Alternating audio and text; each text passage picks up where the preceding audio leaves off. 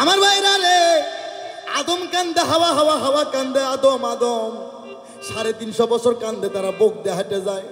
এমন একটা জায়গায় একটি হইল, এই যে এখন যে জায়গায় হজ চলতেছে আরাফাতে, যে জায়গায় অনেকগুলো পাক দিতে হয় হাজিগণকে, যে জায়গায় দৌড় হইতে হয় হাজিগণকে, এই আরাফাতে তারা একাত্র হইল। একাত্র হওয়ার পর আল্লাহ কয় ফেরেশতারে তোমরা আমার আরশের দিকে তাকাও। আল্লাহ কয় এ আদম হাওয়া তোমরা আমার আরশের দিকে তাকাও। আরশের দিকে লক্ষ্য করে দেখে ওখানে একটা কলেমা। আদম কয়, হাওয়া কয় মাবুদ এটা কার কলেমা? ওরে তখন আল্লাহ কয় আদম হাওয়া তোমরা জানো না, ওই কলেমাকে যদি আমি না বানাইতাম, ওই কলেমাকে যদি আমি না দেখতাম, আমি আল্লাহ তোমরা আদম হাওয়া তোমাদের কোনোদিন বানাইতাম না। এই তোমরা এই কলেমা পাঠ করো, আর তার আগে এই সূরাটা পাঠ করো। পবিত্র কোরআন শরীফের একটা সূরা, সেটা সূরা তওবা। আল্লাহ বলতেছে তোমরা পাঠ করো বিসমিল্লাহির রহমানির রহিম, তওবা আস্তাগফির রাব্বি মিন কুল্লি যামবি ওয়া তুবু ইলাইহি। আদম হাওয়া পাপ মোছার জন্য পারাপারি কইরা বিসমিল্লাহটা ভুলে যায়, খালি আদম হাওয়া বলল তওবা আস্তাগফির রাব্বি মিন কুল্লি যামবি ওয়া তুবু ইলাইহি। এই জন্য সূরা তওবাত কোনো বিসমিল্লাহ নাই। আর আদম হাওয়া বলল কলেমা তৈয়ব লা ইলাহা ইল্লাল্লাহ মুহাম্মাদুর ইয়া রাসূলুল্লাহ। আদম হাওয়ার দুইজন তারা একত্রিত হয়ে গেল। সাপ পড়ল কোন জায়গায় তোমার কাছে জানতে চাই। বাবা কথা বোঝেন নাই?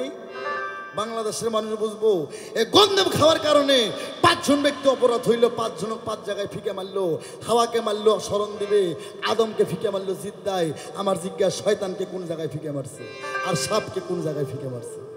সূক্ষ্ম জবাব পারলে দেবা, না পারলে না। আমার ভাইরা রে, আদম হাওয়াকে ফিকে মারার পর 350 বছর কান্নাকাটি করে, ওরে মাফ করো গো আল্লাহ, ও আল্লাহ মাফ করো আমাকে, আর কোনোদিন এরকম ভুল হবে না। মাওলা গো তুমি মাফ করে দাও আমাদের দুইজনকে। ওরে 350 বছর পর তারা কান্নাকাটি করে। 350 বছর কানতে কানতে তারা বুক দিয়ে হাঁটে হাঁটে যায়, কিন্তু তাদের কান্দনের 2টা সাউন্ড ছিল। কি? আদম কান্দে হাওয়া, হাওয়া হাওয়া কান্দে আদম, আদম।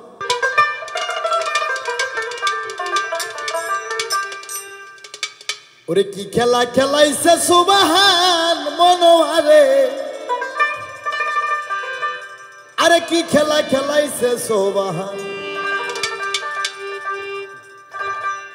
ওরে আম ফল জাম ফল আরো ফল বেল, ওরে এত বড় বেল শস্যের মধ্যে বেল মনোয়ারে, কি খেলা খেলাইছে সুবহান, কি খেলা খেলাইছে সুবহান।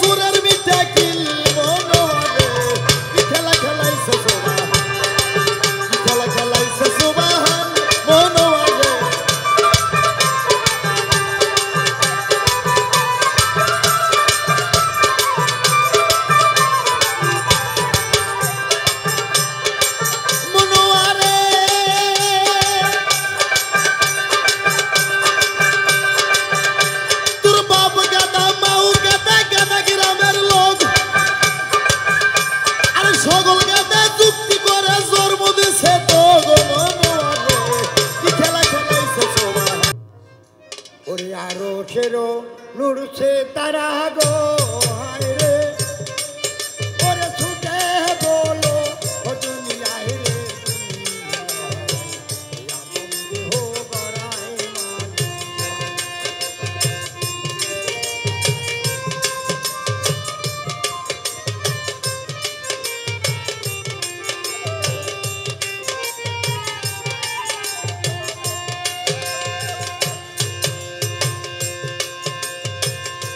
ও মোনা রে।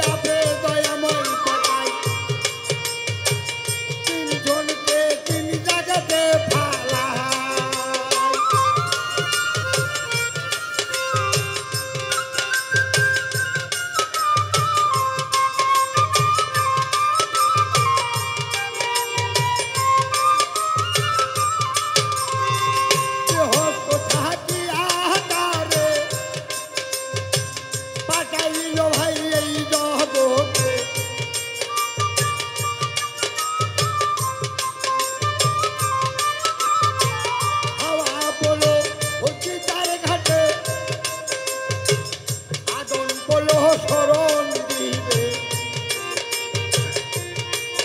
ওরে আজাদিলকে কোন জায়গায় পাঠাই দেখো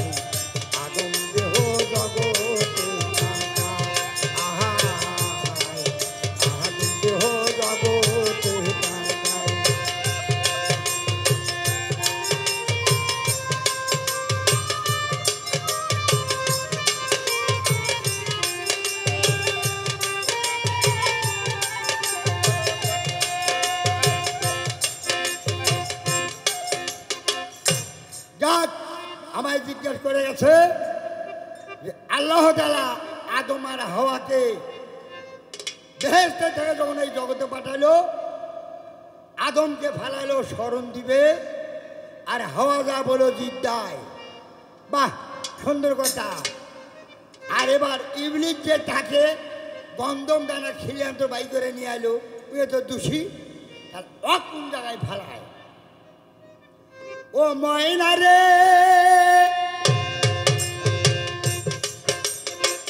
ভাবে চিন্তা দেখো তাই আদমের রক্তের সাথে মিশানো রয় তার কারণে আদম জাতি শয়তানি সাহারে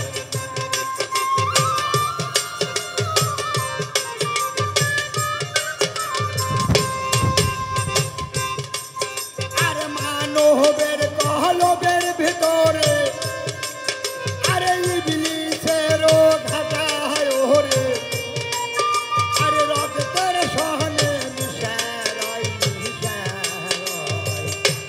আদমকে জগতে পাঠায় আর আরশেরও নূরছে তারা গো হায় রে আরশেরও নূরছে তারা গো ও দেখো সুতে পহরে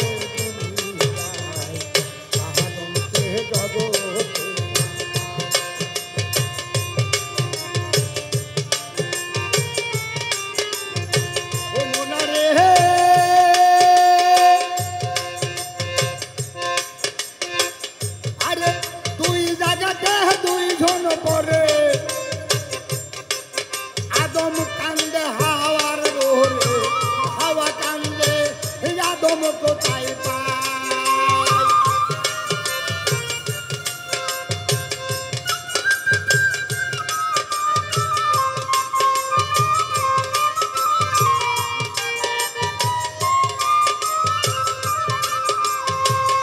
ওরে ইবলিস শয়তান বেটা ওরে সব সমান মাঝে ঘাটা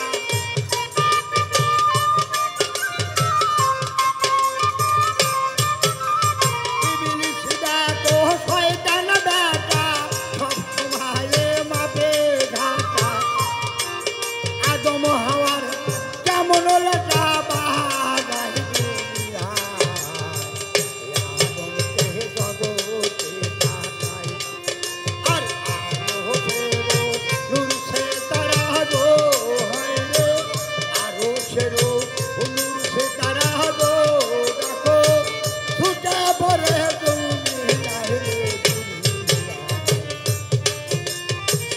আদম জাতি জগতে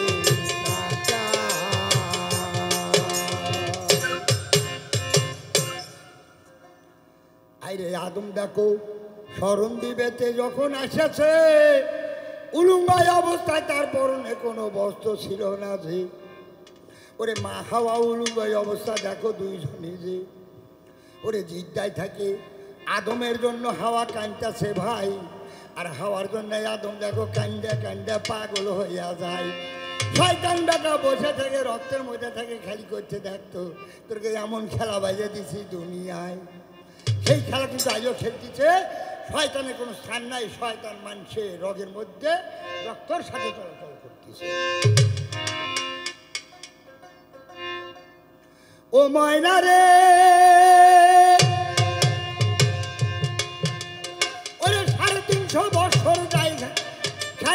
বছর যায় গুজরাইয়া। ওরে দুইজন যখন সামনাসামনি গেল মিলন হইয়া, হাইরে দেখো এই জায়গাতে লজ্জার বিষয় হয়। এই জায়গাতে জিজ্ঞাসা করি আর পরনে বস্ত্র নাই গো কার।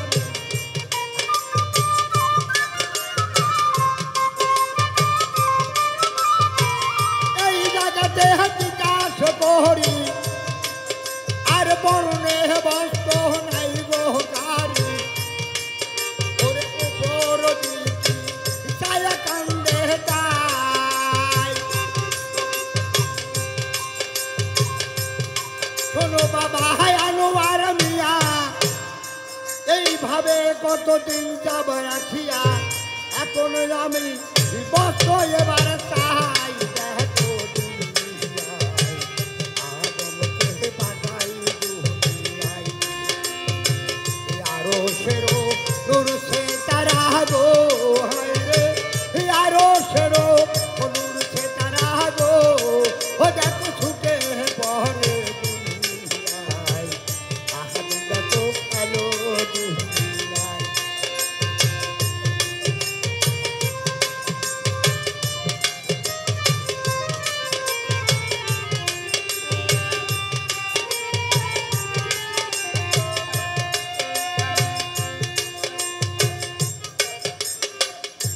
আরে এই জায়গাতে এখন আমি আপনার কাছে জানতে চাই বাছা গো, সত্য করে তুমি দুইজনাকে একটু বস্ত্র দান করো।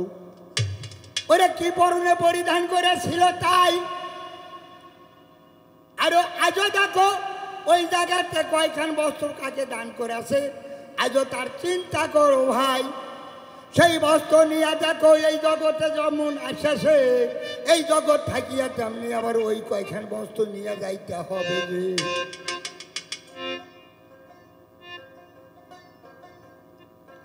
গুরুর কাছে মন্ত্র নয়া খেলো মায়া নয়া।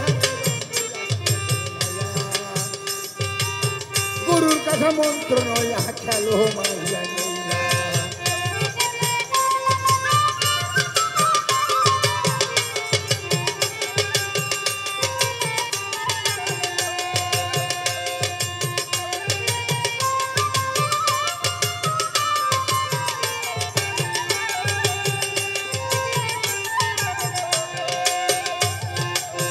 ও নাইয়া ভাই, নাইয়া ভাই,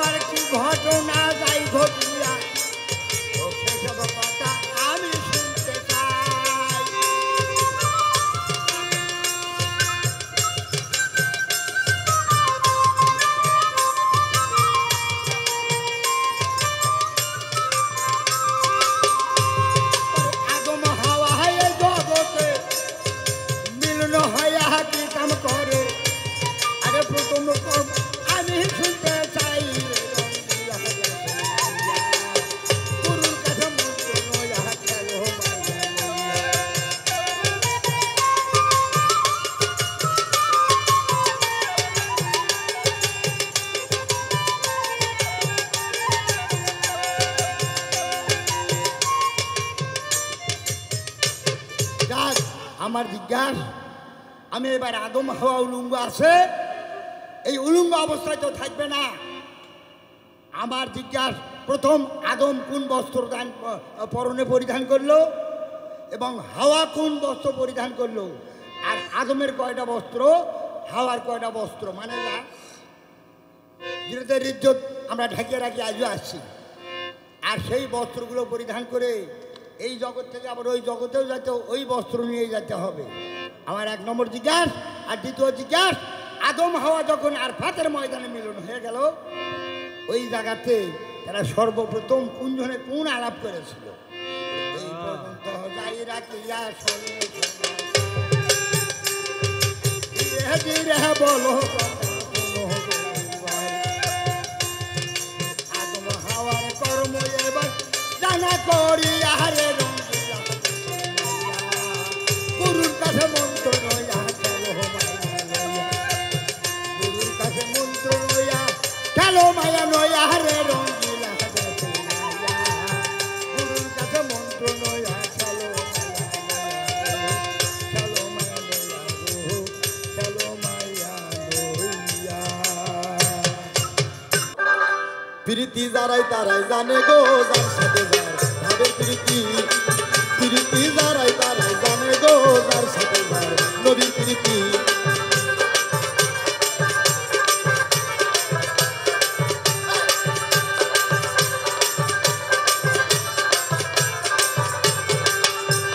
খোদার সাথে নবীর প্রীতি কোরআনে জানে, খোদার সাথে নবীর প্রীতি কোরআনে জানে। আরে 27 বছর করছে প্রীতি, 27 বছর করছে প্রীতি, ওই দুজনে বসে গো, যার সাথে যার ভাবের প্রীতি। প্রীতি যারাই তারাই জানে গো, যার সাথে যার গোপন প্রীতি।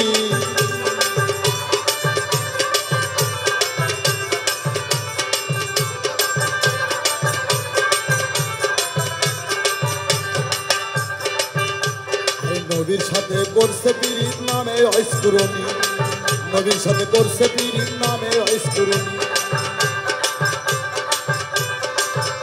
ওরে 27 বছর, ও আরে 27 বছর কি রেখাইল ওই দুজন বসিয়া গো, যার সাথে যার ভাবে প্রীতি। প্রীতি যারাই তারাই জানে গো, যার সাথে যার গোপন প্রীতি।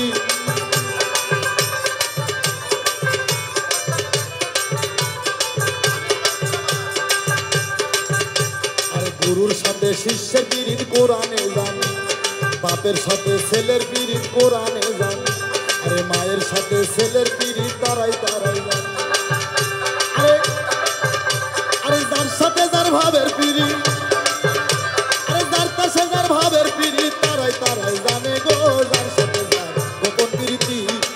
প্রীতি যারাই তারাই জানে গো, যার সাথে যার ভাবের প্রীতি। প্রীতি যারাই তারাই জানে গো, যার সঙ্গে যার গোপন প্রীতি।